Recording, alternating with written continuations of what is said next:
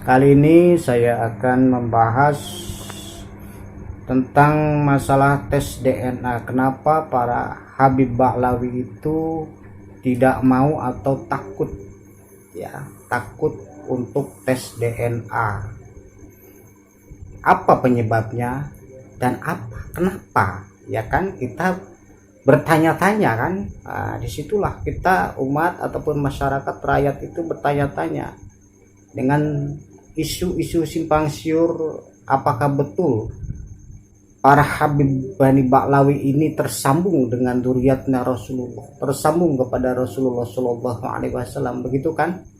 Oleh sebab itu kajian ilmiah tidak ada, secara argumen tidak ada seperti apa yang dikatakan oleh Habib Rizik Syihab, yaitu tentukan dengan fakta, data ataupun kajian ilmiah kayak kitab-kitab apalah ya. Sudah itu, kalaupun tidak ada tes DNA, diperbolehkan tes DNA, itu kata Habib Rizik ya. Oleh sebab itu ini Habib Bangil ini dia mengutarakan tentang tes DNA, tapi muter-muter kemana arah tujuan itu, muter-muter, tidak masuk ke otak ya, muter-muter nggak tahu ujung-ujungnya di mana, itulah ya. Oleh sebab itu kita lihat dulu videonya, nanti kita berkomentar tentang Habib Bangil ini berbicara tentang tes DNA ya. Tapi sebelumnya jangan lupa untuk subscribe, dukung terus channel saya ini, jangan lupa ya, tekan tombol lonceng untuk mengikuti konten saya yang baru ya, konten-konten saya selanjutnya yang baru. Oke, kita lihat videonya dari Habib Bangil. Itu di tes DNA untuk membuktikan karo ngopi iki. Rada medeni soalnya. Untuk membuktikan bahwa benar-benar itu keturunan Rasul. Cara menentukan DNA, kalau DNA itu kan ambil akarnya, terus sampel cabangnya kan begitu. Kita mesti paham dulu bahwasanya kiafah itu memang cara untuk thubutin nasab. Dan kiafah, jadi melihat kemiripan, itu tidak sekuat DNA. DNA sangat kuat sekali. Lebih kuat daripada kiafah. Akan tetapi yang nomor 4 ini kan, yang pertama kan zawaju sahih, iqrar, kemudian syahadah. Bayinah atau syahadah, sama saja, bayinah itu syahadah, sama. Yang keempat adalah kiafah atau himdun nawawi atau DNA ini. Yang keempat ini adalah cara yang paling lemah daripada kaifiyatu thubutin nasab. Karena dia itu lemah, dia tidak bisa untuk digunakan untuk thubutin nasab kecuali fi halatin khosoh, dalam konteks-konteks tertentu. Kapan itu? Jika tidak jika tidak diketahui nasabnya ini siapa. Contohnya ada Sunan Gelut ini, Syekh Sabit Abil Fadl. Kita tidak mengetahui dia nasabnya siapa. Bin siapa kita tidak tahu.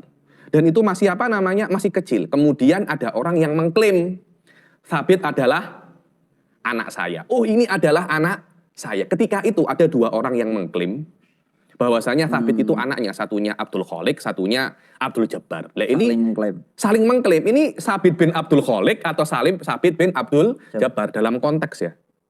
Kita tidak tahu siapa ayahnya. Kalau sudah tahu ayahnya siapa, loh, Sabit ini bin Hasan kok.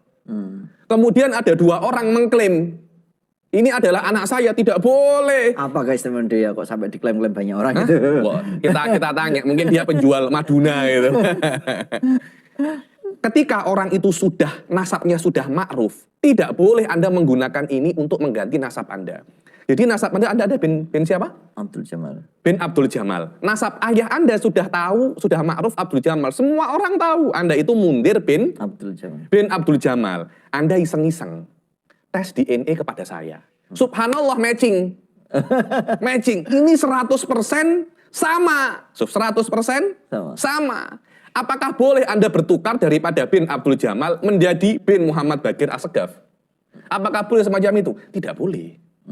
Kenapa? Karena ada sesuatu yang lebih kuat. Apa? Zawaju sahih.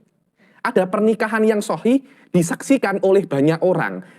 Anda ayah Anda menikah tahun 80, Anda lahir 5 tahun setelah menikah dalam kurun waktu pernikahan, dan itu mungkin ketika seorang anak lahir di dalam konteks di dalam zona pernikahan yang mungkin istri itu untuk mengandung anak dalam pernikahan, maka Anda nasab kepada suaminya, kepada suami perempuan tersebut. Walaupun dia tidak mau, aku mau dua anak iki, itu urusanmu. Karena Anda sudah menikah dengan ibu saya, dan saya lahir di dalam kurun pernikahan itu. Saya adalah anak Anda, walaupun Anda tidak mengakui.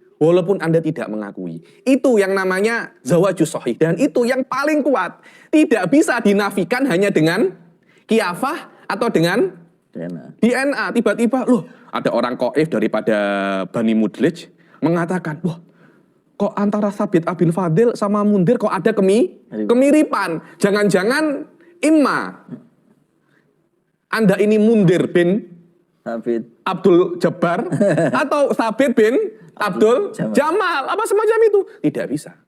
Kenapa? Karena sudah masyhur dari awal, bapak Anda berbeda, bapak Anda juga berbeda, dan semua menyaksikan pernikahannya. Nah, itulah para sahabat ya, jawaban dari salah satu Habib tentang tes DNA. Dia cerita ataupun jawabannya itu muter-muter. Tes DNA itu sebetulnya itu menentukan kalau kita terhubung dengan keluarga kita ataupun zuriat kita yang sudah, ya, maksud yang sudah tertinggal jauh, yang sudah lama sekali meninggal berapa ratus tahun, ya, 500 tahun Masehi ataupun berapa begitu. Bukan sekarang ini, bukan maksudnya, ya, bukan dari kakek, nenek, buyut ataupun enggak, bukan masalah itu. Tes DNA itu membuktikan kalau kita tersambung dengan duriat kita, leluhur kita, dato kita yang beratusan tahun. Begitu maksudnya. Ini salah ini si Habib ini ya, penyampaian atau jawabannya itu belum betul itu, ya. Kenapa penyampaiannya begitu, ya kan? Nah, kita di sini bisa menerka ataupun menjawab dari pertanyaan-pertanyaan dari jawaban si Habib ini, ya. Yang pertama, kenapa para habaib, ya, habaib ini tidak mau tes DNA? Yaitu satu, takutlah. Para habaib ini sebenarnya takut, ya. Takut kenapa? Takut kalau dia itu bukan zuriatnya Rasulullah Shallallahu Alaihi Wasallam, kalau dia, para habib ini, tidak tersambung dengan baginda Muhammad Shallallahu Alaihi Wasallam. Sebab apa? Sebab dia, para habib ini, mengaku-ngaku, ya, sudah mengaku-ngaku, sudah merasa tentram dirinya ini mengaku sebagai zuriat Rasulullah, tapi di dalam buktinya, di dalam kenyataannya pun tidak tersambung dengan Rasulullah. Itulah merasa takutnya di situ. Kalaupun Anda, ya, para habaib ini mengaku iman dan takwa kepada Allah Subhanahu wa taala, cobalah membuktikan dengan secara apapun, dengan secara ilmiah, kajian kitab atau argumen apapun, ataupun tes DNA, ya. Yang penting itu tes DNA. Cobalah buktikan dengan tes DNA. Mau Anda tersambung dengan zuriat Rasulullah ataupun tidak, penting sudah ada keputusan masyarakat ataupun rakyat, jadi tidak simpang siur dengan isu-isu. Jadi semua tahu, berarti Habib ini tidak tersambung dengan zuriat Rasulullah. Tidak apa-apa, kita menghargai, kita tetap menghormati, dan kita tetap menghargai kepada para habaib itu sebagai ulama, ya, sebagai mempunyai keilmuan di dalam agamanya. Kita menghormati, ya, kita menghormati kepada habaib walaupun dia bukan zuriat Rasulullah. Itu saja, ya. Tapi buktikan kalau betul-betul, alhamdulillah, syukur kepada Allah, kita berarti kita selama ini mengabdi kepada dzurriyyah Rasulullah, kalaupun tidak terbukti. Nah, itulah yang jadi pertanyaan, yang menjadi isu simpang siur. Betul nggak? Nah, itu Najwa Shihab juga tes DNA, sudah tes DNA, ya kan? Terus Habib Kribo sudah tes DNA. Dan kita pun menghormati sampai sekarang pun, ya kan? Kita tetap menghormati dia sebagai orang lah ya, sebagai orang manusia, sebagai orang Islam, sebagai muslim. Begitu, jangan takut untuk tes DNA untuk membuktikan kalaupun Anda para habaib ini bersambung dengan Rasulullah ataupun tidak. Begitu, tidak usah takut. Kalaupun benar silakan, ya kan? Kalaupun tidak benar mungkin Anda tidak benar lah, ya. Mungkin ada kemungkinan tanda tanya, yaitu Anda tidak benar bersambung dengan dzurriyyah Rasulullah, dengan Rasulullah. Begitu. Najwa Shihab sudah tes DNA, ya kan?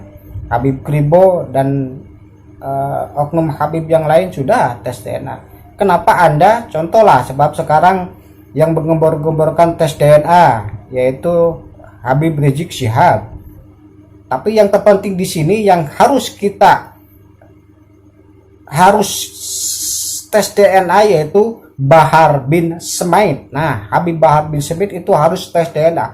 Apakah dia betul ya tersambung derajatnya dengan Rasulullah? Sebab apa? Sebab dia mengaku di dalam darah kami, darah saya itu ada darah Rasulullah. Nah, cobalah buktikan, ya kan? Itulah. Maka dari itu pening dengan para habaib ini. Selalu ucapannya itu muter-muter. Selalu ucapannya itu tidak ada fakta. Selalu ucapannya itu ngeles. Selalu ucapannya itu membelot. Begitulah. Yang selanjutnya, yang kedua, yaitu para habaib ini takut tes DNA itu sebab tidak ada kemuliaan lagi. Tidak ada kepercayaan lagi kepada para habaib ini, juga kepada datuk-datuk mereka yang selalu dia mulia-muliakan dengan keberkahan, dengan karomah, dengan apapun. Ya, kalaupun sudah terbongkar dengan tes DNA kalau para habaib ini tidak tersambung dengan Rasulullah, maka dari itu kemuliaan, kepercayaan para umat, para masyarakat itu sudah tidak ada lagi. Sudah tidak menyanjung-nyanjung lagi datuk-datuk mereka. Seperti Al-Faqih Muqaddam, ya, yang Mi'raj 70 kali sehari, Masya Allah. Itulah, maka dari itu sudah tidak ada kemuliaan lagi. Maka dari itu takut, ya, hilang jamaah, hilang muhibbin. Itulah sebabnya itu. Hilang bisnis, hilang untuk mencari nafkah. Sebetulnya para orang-orang Ba'lawi Yaman ini di sini itu imigran Yaman. Dia mencari nafkah ataupun kehidupan di Indonesia. Ya, itulah. Kalaupun dia mau niatnya berdakwah, kenapa ya saya sarankan, ingatkan, kenapa kalau dia berdakwah itu di Indonesia yang sudah mayoritas Islam. Kalaupun mau berdakwah itu yang masih bodoh dengan keagamaan, contoh seperti di India, pergilah ke India, dakwah di India, Islamkan semuanya, ya, suruh iman, begitu. Pergilah ke India, Bangladesh ataupun kemana, ya kan, berdakwah di situ. Jangan di Indonesia. Indonesia itu mayoritas Muslim, Islam, begitu. Makanya orang-orang Yaman datang ke Indonesia itu apa? Ya kan? Sebab apa? Sebab mayoritas sudah Islam, dia mau apa? Cuma mau mencari nafkah, itu saja. Ya. Mudah-mudahan Anda semuanya paham, dan para habaib, para